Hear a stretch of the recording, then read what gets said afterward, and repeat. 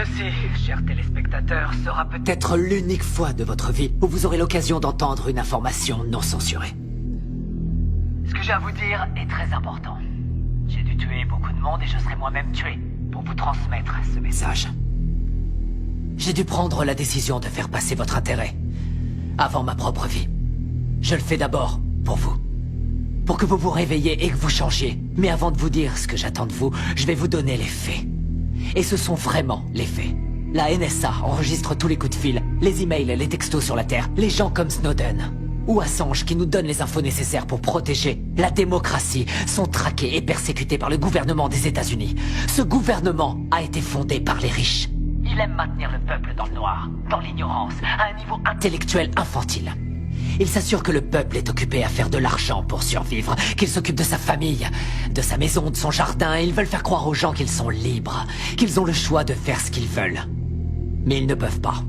Les personnes qui vous représentent sont payées pour que vous restiez dans votre bêtise, dans votre petit monde bien fermé sur lui-même. Comment se fait-il qu'il n'y ait pas de législation sur les armes à feu alors qu'il y a un massacre tous les mois? Aux États-Unis, il y a 11 000 morts par arme à feu tous les ans. En Angleterre, seulement 300. Pourquoi? Parce qu'en Angleterre, ils n'ont pas d'armes. Les gens ne possèdent pas d'armes. Point à la ligne. Ce que j'ai fait par le passé et ce que je suis en train de faire n'est qu'une conséquence de l'absence de législation. On ne vérifie même pas les antécédents des clients pour savoir s'ils ont un passé criminel. Simplement parce que 50% des sénateurs sont payés par les marchands d'armes. Alors réveillez-vous. L'assurance maladie. Elle bénéficierait à 90% de la population américaine. Pour faire simple, tous les pays développés l'ont déjà. Et presque 50% des Américains sont contre. Parce que le lavage de cerveau médiatique fonctionne à merveille. La guerre en Irak était criminelle. Bush, Cheney et Rumsfeld ont menti aux Nations Unies et au reste du monde. Saddam n'avait pas d'armes de destruction massive et n'avait rien à voir avec Al-Qaïda. Nous savons que nos amis saoudiens ont financé les attaques du 11 septembre. Mais à cause de leur pétrole, nous ne faisons rien contre eux. À la place, nous avons envoyé nos soldats se faire tuer dans des pays qui n'ont rien à voir avec le terrorisme intérieur. Pourquoi Obama n'a pas fait juger le gouvernement Bush? Bush a coûté des centaines de milliards aux contribuables et a commis des crimes de guerre. Pourquoi Obama n'a-t-il entrepris aucune action en justice? Parce qu'ils sont tous les deux membres du même club. Il y a eu plus d'immigrés renvoyés sous son gouvernement que sous n'importe quelle autre présidence. Pourquoi n'a-t-il pas fermé Guantanamo, où des prisonniers sont enfermés sans avoir eu droit à aucun procès, sans aucune preuve depuis maintenant 13 ans? Il n'a pas mis son veto à l'approvisionnement des détenus dans le National Defense Authorization Act, ce qui en clair permet la détention infinie et sans procès, américains y compris. Nous avons une crise constitutionnelle aux États-Unis. Nous avons un État voyou, un État qui viole toutes les lois internationales, qui viole la Magna Carta, charte qui définit depuis 800 ans ce que nous appelons justice. Obama devrait être jugé pour ça et il devrait aller en prison. Les prisons, justement. Aux États-Unis, nous sommes 5% de la population mondiale et nous avons 25% de la population carcérale mondiale. Les gens vont en prison pour 10 grammes de cocaïne. La moitié des prisonniers est enfermée pour détention de drogue et la très grande majorité est noire. Pourquoi cette situation absurde reste inchangée? Je vais vous le dire. Parce que Washington reçoit de l'argent du lobby des prisons pour que ça bouge pas. Pourquoi les pop stars, les célébrités, les courtiers, tous les gens pleins de fric qui se gavent de coke et d'exta à longueur de journée vont jamais en prison? Parce que quand vous êtes plein aux as, vous êtes au-dessus des lois. Regardez Lincoln, le film de Spielberg, et vous croirez que la guerre civile a eu lieu pour libérer les esclaves. Comme quoi le milliardaire Spielberg vous rend encore plus bête. Et ils feront en sorte de projeter le film dans les écoles, de le diffuser à la télé en boucle pour toujours. Mais la vérité, c'est que toutes les guerres ont eu lieu pour le fric et que le petit peuple doit crever parce que les élites en ont décidé ainsi. Vous regardez la télé-réalité tous les jours pour tuer le temps et vous croyez que vous êtes à la page parce que vous regardez Anderson Cooper et d'autres coquilles vides sans la moindre opinion. L'apparence est sans importance, les marques sont sans importance, les drogues sont sans importance. Tout a été créé pour vous rendre idiot. La presse libre, la télé, les films hollywoodiens, l'école, l'université, la religion, tout ça c'est l'opium du peuple, comme dirait Karl Marx. Je vais vous ouvrir les yeux. Vous réveiller, vous changer. Je suis sûr que jusqu'à un certain point t'aurais voulu être un chantre de la vérité. Pas vrai? Avant que tu sois intéressé par le fric, par la télévision, je suis sûr que t'aurais voulu être un vrai journaliste. Je suis un vrai journaliste. Mais je crois aussi en l'ordre public et je crois en la Constitution. Ah, la Constitution est un mécanisme de contrôle pour les riches. L'ordre, c'est eux. Ils ont fait la Constitution pour protéger l'argent et les terres qu'ils ont volées. Les riches n'ont pas à craindre les lois et c'est partout dans le monde. Regarde les oligarques russes et les propriétaires allemands de l'industrie automobile, des chemins de fer, de l'industrie pharmaceutique. Ils ont tous utilisé le travail des esclaves sous Hitler. Pas vrai? Et les propriétaires de ces entreprises sont toujours les mêmes. La couronne britannique. Pas vrai.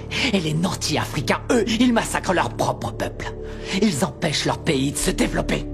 On lèche le cul des dirigeants arabes qui viennent avec leurs pétrodollars acheter des voitures de luxe à nos entreprises américaines pendant que quotidiennement ils exécutent leurs prisonniers.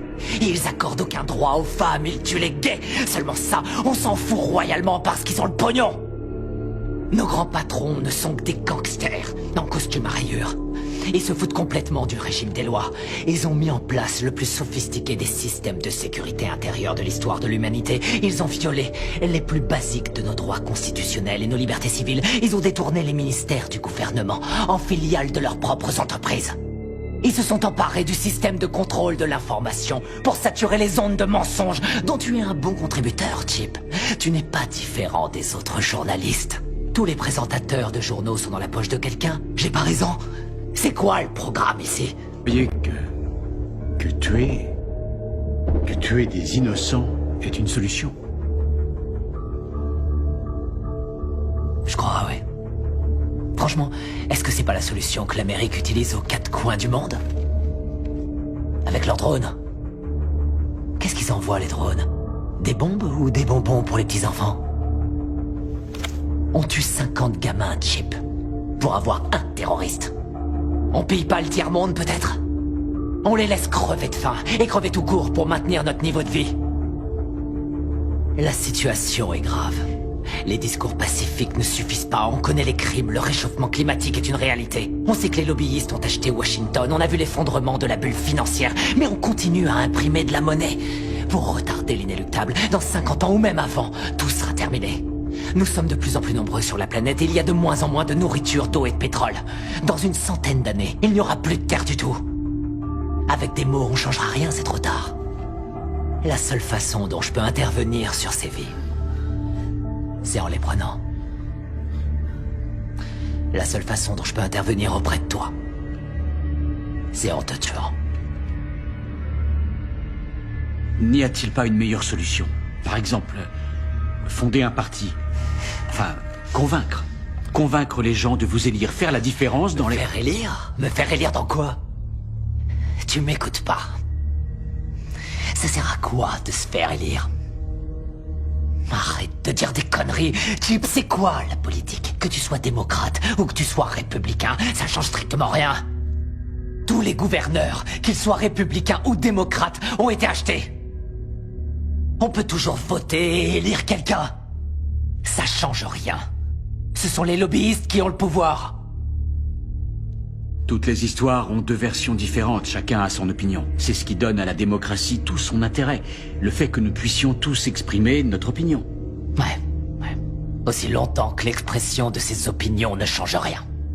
Julian Assange, Hammond, Snowden, ce sont les prophètes de notre époque, les voix qui crient dans le silence du désert. Et ce sont ceux-là que l'État s'acharne à martyriser. Notre démocratie est morte. On nous interdit de dire ce que nous pensons. À elle seule, cette interview devrait suffire à m'envoyer en prison sans jugement. Pour toujours, on va m'envoyer à Guantanamo. Ça sert plus à rien de s'exprimer. Et vous ne pensez pas pouvoir changer cet état de fait? Je peux pas. Je crois que c'est le seul moyen de faire avancer les choses. Ce que j'attends de vous, c'est que vous changiez le monde. Et ça se fera pas tout seul, ça se fera pas pacifiquement.